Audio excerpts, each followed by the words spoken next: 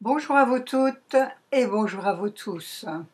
Heureuse de vous retrouver pour continuer à vous proposer les différentes options, les différentes portes d'entrée pour comprendre ce qu'est la psychogénéalogie et le décodage biologique, passion que j'ai depuis bientôt 40 ans. Alors, nous avons vu dans différents petits webinaires précédents que vous pouvez d'ailleurs regarder de manière autonome, séparée. Mais aujourd'hui, je voudrais vous parler tout particulièrement des 5 piliers. Et je commencerai par le pilier de l'affectif, qui est le premier pilier de ma web formation qui s'appelle ACT, A comme affectif, C comme communication, T comme travail et abondance, E comme énergie santé et S comme sexualité.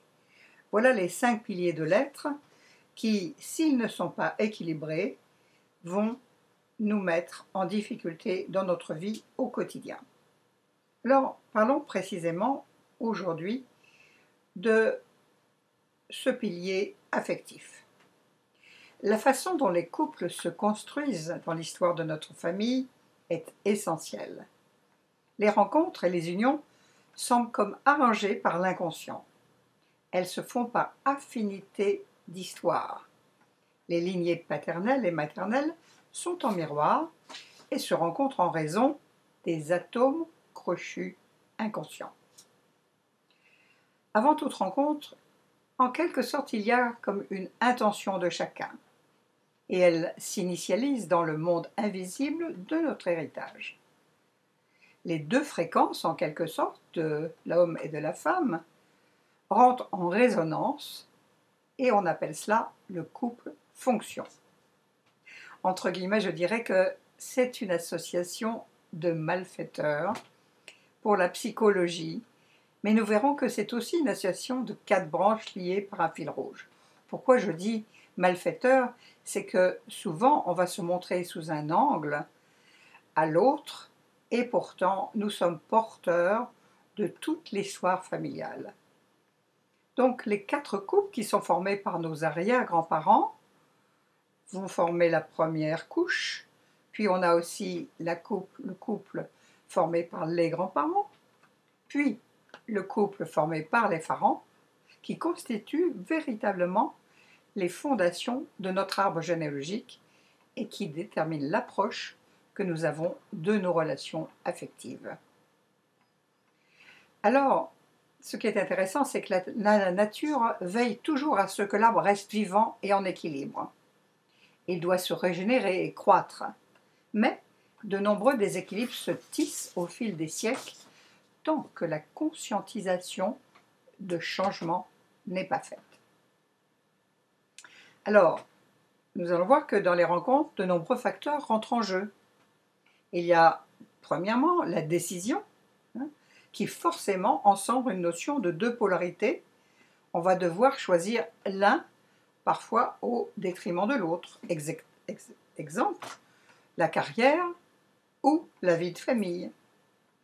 Mais aussi, on va se rendre compte que lorsque on va se retrouver, eh bien, il y a peut-être derrière, bien au-delà de cette rencontre, une mémoire d'un deuil non fait, d'une séparation ou d'une mort, et on va se rendre compte qu'il va être très difficile de recréer un couple lorsqu'on porte encore cette problématique.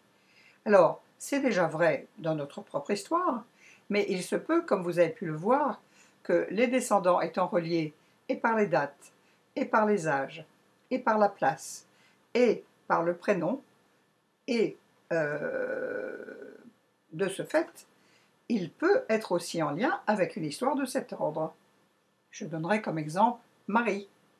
Marie qui ne pouvait jamais avoir d'enfant et qui n'arrivait pas à faire un couple. Pourquoi? Parce que sa grand-mère, Marie, avait eu l'interdiction familiale de se marier. Elle s'appelait, elle, Maria. Elle avait une date en lien avec sa petite fille, ou plutôt la petite fille en lien avec sa grand-mère. Et donc, c'est une blessure qui était restée chez cette grand-mère et la petite fille Marie n'arrivait pas à mettre sa relation affective en équilibre. Quand on a fait ce travail, eh bien tout est rentré dans l'ordre et elle a rencontré l'homme de sa vie. Donc il faut mettre de l'ordre dans la fratrie. On va voir que des omissions de vie affective, par exemple avant le mariage, par exemple s'il y a des adultères cachés avec des demi-frères ou des demi-sœurs, eh bien cela va mettre une menace dans la vie de couple aussi. Et donc, nous irons retrouver aussi les notions de dette. Il y a des dettes culturelles, il y a des dettes cultuelles, il y a des dettes affectives, il y a des dettes de dévalorisation, il y a des dettes de rejet, des dettes d'otage, des dettes de mort. Parfois, on va choisir par exemple un partenaire qui a été orphelin jeune et donc qui va toujours être en lien dans « je reste toujours un orphelin ». Je donne cet exemple. Pour tout le reste, je fais des propositions qui sont à rechercher, que vous pourrez trouver bien sûr dans mon webinaire principal. Mais il y a aussi d'autres dysfonctionnements. Par exemple, lorsqu'il y a un mariage avec un très grand écart d'âge, c'est ce qu'on peut appeler une relation symbolique père-fille, une relation incestuelle. Il y a des notions de lien filial, lien qu'on appelle d'appartenance, et donc il va être important de vérifier l'ordre d'appartenance. Il y a aussi des mémoires d'exclusion d'un membre de la famille, et le destin de l'exclu est souvent revécu par un descendant sans qu'il en ait conscience. C'est ce qu'on appelle l'intrication systémique, et c'est ainsi qu'on va pouvoir, en constellation familiale, pouvoir dénouer ces intrications. Pour le faire, il faudra ramener l'exclu ou l'inconnu, qui va cette mémoire être réparée afin que cette blessure s'apaise et qu'il y ait une solution pour qu'un couple puisse avoir lieu. Nous avons aussi ce qu'on appelle des mémoires de notion de mérite. Et il faut savoir que l'amour est inhérent à l'ordre. Et donc, s'il y a un désordre, il va falloir respecter l'équilibre familial et refaire ce que l'on appelle la balance des comptes. Et il faut savoir donc que l'amour ne peut se développer que dans ce cadre imposé. Il y a aussi des mémoires d'exil, aussi des morts ou des survivants de destins tragiques, les accidents, les enfants illégitimes, les handicaps, les morts en bas âge, ou l'expiation pour la mort d'une femme en couche, une interdiction de mariage par la famille. On a vu parfois que c'est pour des raisons de différence de cadre social. Donc tous les descendants alors vont pouvoir être en difficulté de choisir un conjoint ou bien vont choisir un conjoint en quête de réparation. En quelque sorte, c'est comme s'il y avait les liens victimes-coupables qui subsistent de génération en génération. On verra qu'il y a aussi des difficultés de créer un couple lorsqu'il y a eu des promesses de fiançailles ou de mariage qui ont été rompues. Et du coup, il va y avoir une grande difficulté à bâtir son propre couple. On recherchera ce qui sera important, c'est les enfants illégitimes, leur rendre leur place, pour pouvoir prendre sa place dans une notion de justice. Il faut noter tous les membres, même les ex-conjoints. Parfois c'est difficile, car lorsqu'il y a ex-conjoint, souvent, c'est parce qu'il y a eu divorce, parfois plus ou moins bien vécu, et donc on a tendance à zapper l'histoire. Dans les divorces à propos, une séparation doit ne pas être décidée à la légère, parce que ce sont les enfants, en quelque sorte, qui vont expier comme une faute capitale qu'auraient faite les parents. Donc il faut assumer l'échec sans trop donner d'explications pour ne pas charger l'enfant, mais l'enfant a le droit de savoir, mais tout en gardant l'intimité de son couple. Nous avons aussi d'autres manières d'apprendre l'affectif. On verra que dans certains cas, on va rencontrer des parents qui vont donner un rôle qui est inversé, un rôle qui demande beaucoup d'exigences aux enfants. C'est eux qui vont faire un travail de consolation ou d'extorsion d'argent. C'est ce qu'on appelle aussi une parentisation. Ceci a changé. On ne peut pas être dans un couple en tant que bon parent équilibré si on a donné son rôle à un enfant, et inversement, un enfant ne peut pas prendre la place d'un parent. Il doit rester un enfant.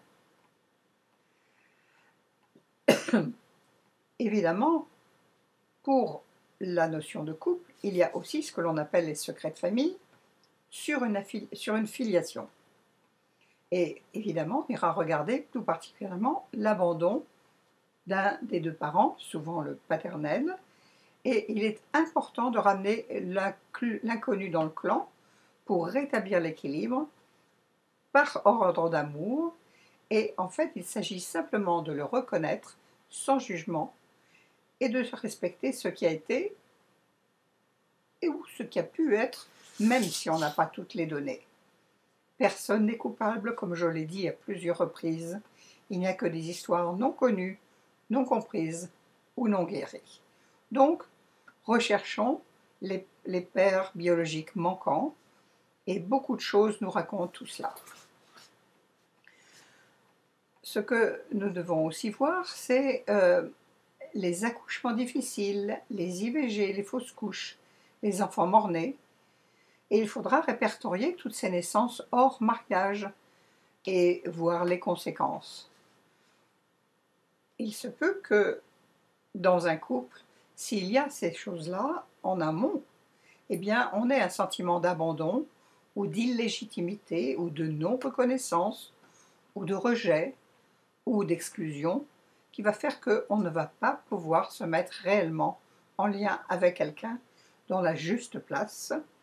Mais ça peut être aussi s'il y a eu un mort d'un frère ou d'une sœur avant sa naissance ou juste après. On ne se sent pas légitime d'être aimé.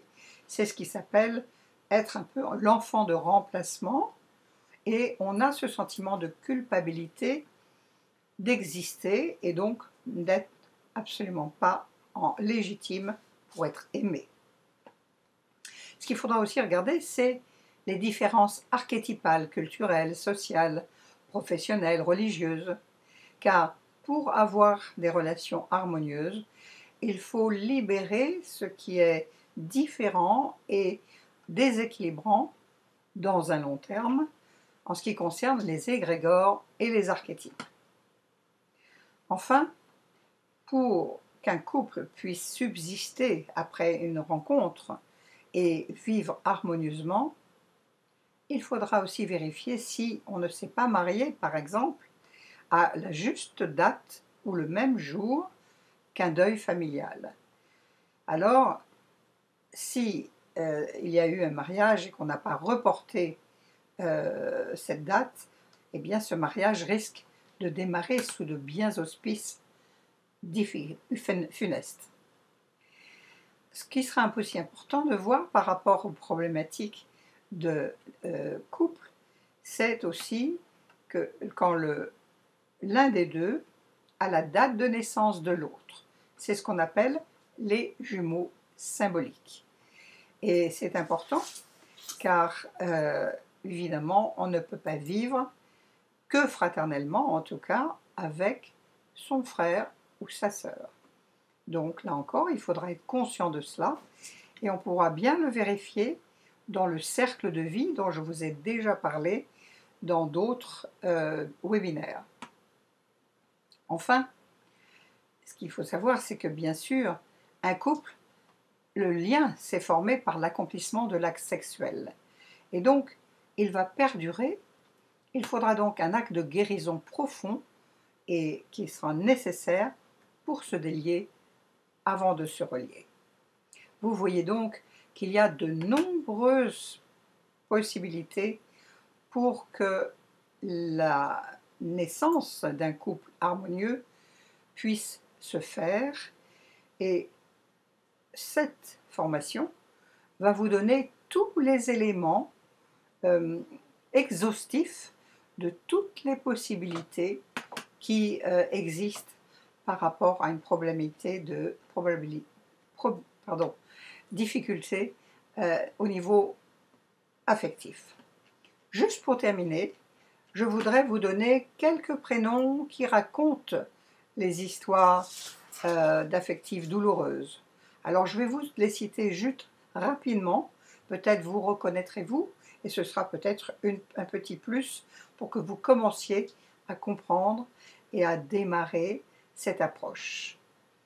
Vous avez Monique, Joseph, José, Tristan, Héloïse, Rachel, Jacob, Alice, Agathe, Béatrice, Blandine, Eugénie, Émilie, Flore, Florence, Gaëlle, Margot, Antoine, Laïla, Noël, Roméo, Ophélie, Vincent, Maxime, Gisèle, Virginie, Hortense, Violette, Yolène, Alexandre, Stanislas, Théodore, Nathalie, Sarah, Clémence, Clément, Gabriel, Hélène, Jacques, Marion, Marie, Marielle.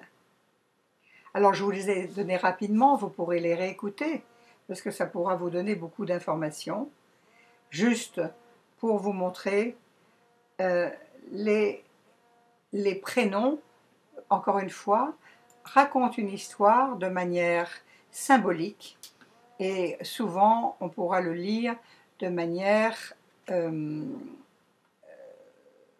l'entendre, ce que l'on appelle dans la langue des oiseaux.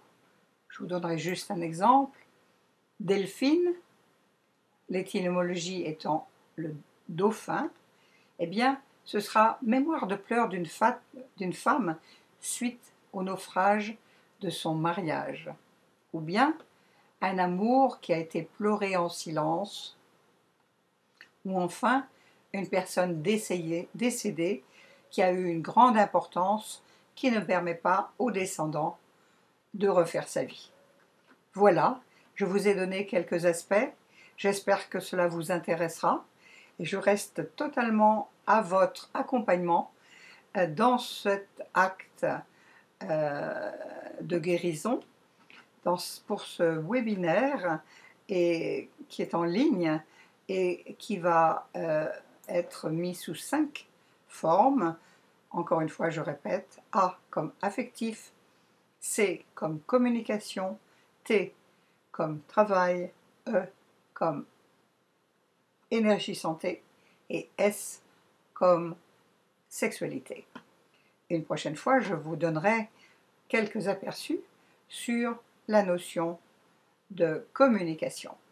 Alors, belle recherche, belle trouvaille, et je reste à votre écoute. À tout bientôt. Au revoir.